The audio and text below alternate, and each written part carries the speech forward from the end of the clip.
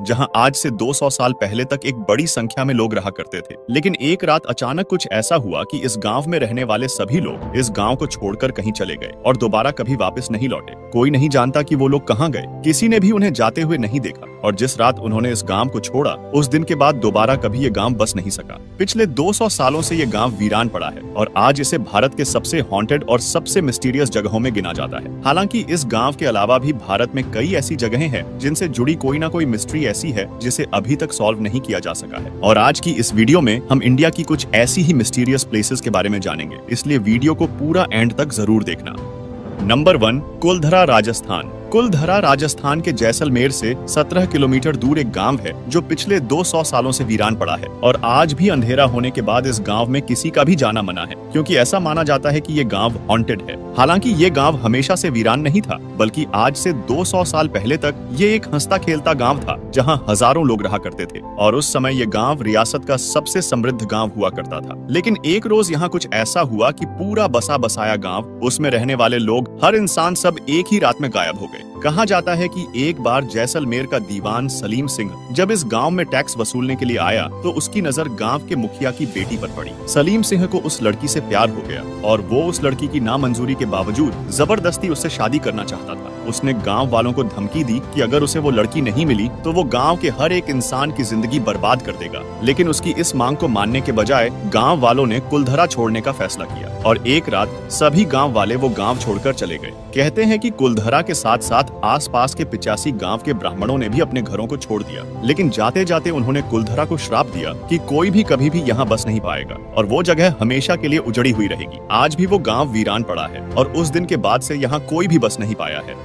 Number 2, Kailash मंदिर। ये मंदिर महाराष्ट्र के छत्रपति संभाजी नगर में स्थित एलोरा केव्स में मौजूद है। आमतौर पर जहां दुनिया की हर एक कंस्ट्रक्शन नीचे से बनना शुरू होती है और फिर उसके ऊपर फ्लोर्स बनाए जाते हैं, लेकिन ये दुनिया का इकलौता ऐसा मंदिर है जो एक सिंगल माउंटेन रॉक को तराश कर ऊपर से शुरू करके नीचे की तरफ बनाया गया है। इस मंदिर को आज से करीब 1200 साल पहले बनाया गया था और उस समय पत्थर को काटने के लिए सिवाय छेनी और हथौड़े के कोई और दूसरा टूल मौजूद नहीं था। सिर्फ इन 2 छोटे टूल्स का इस्तेमाल करके इतना विशालकाय मंदिर बना देना अपने आप में काफी चौंका देने वाली बात है। आर्कियोलॉजिस्ट के अनुसार ऐसा मंदिर बनाने के लिए कम से कम 100 साल चाहिए, लेकिन इस मंदिर को सिर्फ 18 सालों में ही बना लिया गया था। इस मंदिर को बनाते समय इसको शेप देने के लिए 2 लाख टन पत्थर इसमें से काटकर निकाला गया था, लेकिन इस मंदिर के कई किलोमीटर के दायरे में इस 2 लाख टन पत्थर का कोई नामो निशान नहीं है। रिसर्चर्स को आज तक इन सवालों का जवाब नहीं मिल सका है कि सिर्फ छेनी और हथौड़े की मदद से एक सिंगल पहाड़ को तराश कर इतना बड़ा मंदिर कैसे बनाया गया और इस मंदिर से निकलने वाला लाखों टन मलबा आखिर किधर गया।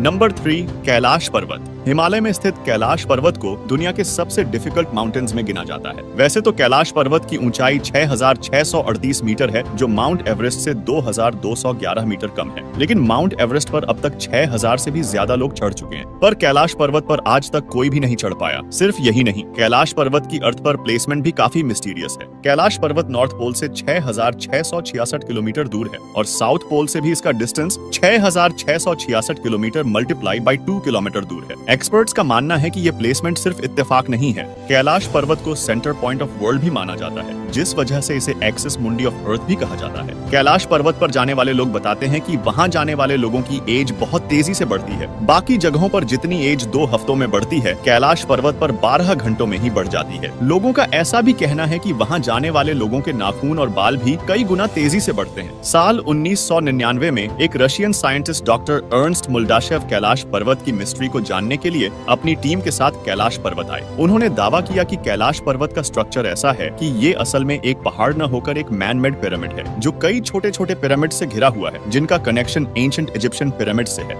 नंबर 4, राक्षस ताल। कैलाश पर्वत के फुटहिल पर एक लेक पाई जाती है जिसे मानसरोवर के नाम से जाना जाता है। ये लेक दुनिया के हाईएस्ट ऑल्टीट्यूड पर पाई जाने वाली एक फ्रेश वाटर लेक है। मानसरोवर लेक के बिल्कुल पास में एक और लेक पाई जाती है जिसे राक्षस ताल कहा जाता है। एक तरफ जहां मानसरोवर एक फ्रेश वाटर लेक है, वहीं दूसरी ओर राक्षस ताल का पानी समुद्र के पानी जैसा खारा है, जिस वजह से इसे पिया नहीं जा सकता। इस लेक के आसपास कोई वेजिटेशन नहीं होता और इस लेक में लगातार लहरें आती हैं। साइंस के पास इस बात का कोई जवाब नहीं है कि एक ही क्लाइमेटिक कंडीशन, एक ही ऑल्टीट्यूड पर मौजूद 2 लेक्स का पानी, उनका स्वभाव किस तरह और क्यों अलग अलग है।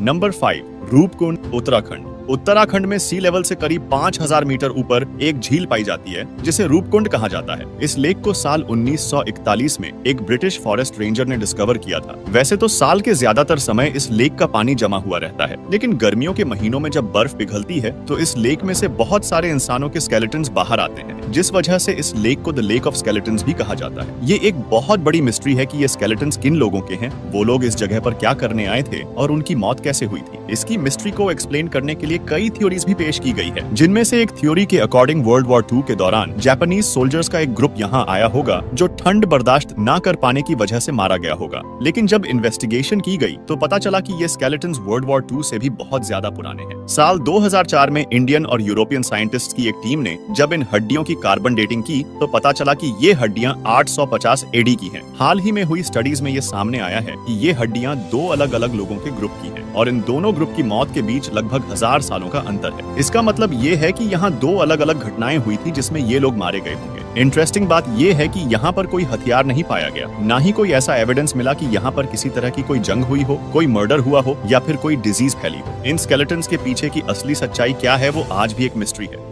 नंबर 6, लेपाक्षी मंदिर। आंध्र प्रदेश में मौजूद लेपाक्षी मंदिर, जिसे टेम्पल ऑफ पिलर्स भी कहा जाता है। वैसे तो इस मंदिर में टोटल 70 पिलर्स है, लेकिन इनमें से एक पिलर बहुत खास है। इस पिलर की खास बात यह है कि ये जमीन को टच नहीं करता, बल्कि इसके बॉटम और जमीन के बीच में छोटा सा गैप है, जिसमें से एक कपड़े को भी आसानी से गुजारा जा सकता है। हवा में हैंग करने की वजह से इस पिलर को हैंगिंग पिलर के नाम से जाना जाता है। आपको ये जानकर हैरानी होगी कि खुद जमीन पर ना टिके होने के बावजूद इस पिलर पर पूरा मंदिर टिका हुआ है। साल